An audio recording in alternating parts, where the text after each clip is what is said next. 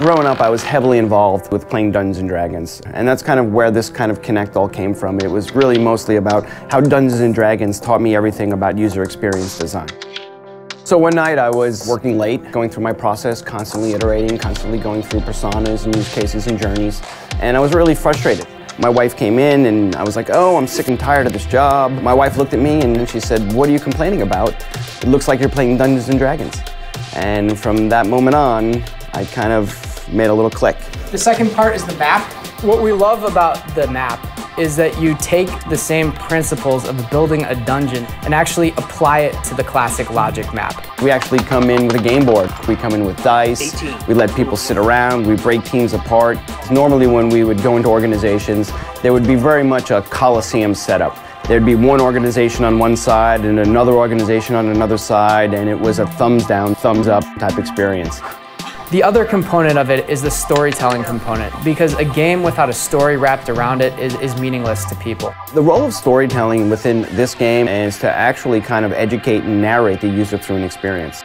Personally, it's guiding the user in the direction in which they need to go. What we use the dice for is to roll against probabilities that we've built into the game. What percentage of people come in through branded search versus non-branded search? How do we build probabilities into that? 15.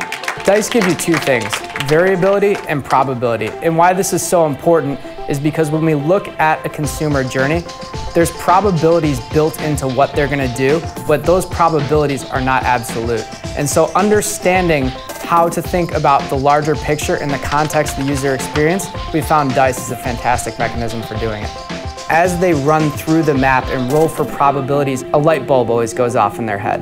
And it's this moment that they realize they no longer have to look at everything from a brand perspective and can actually look at things from a user perspective. The greatest things are always left unsaid. People don't say them. But what this really starts to do is by throwing dice, by building up teamwork, by high-fiving on high rolls, it really gets people to open up and say things that are very difficult to say in the traditional boardroom setting.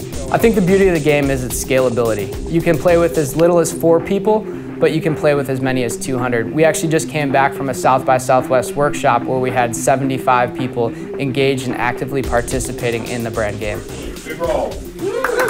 Role-playing games are based on probabilities driven through if-then statements.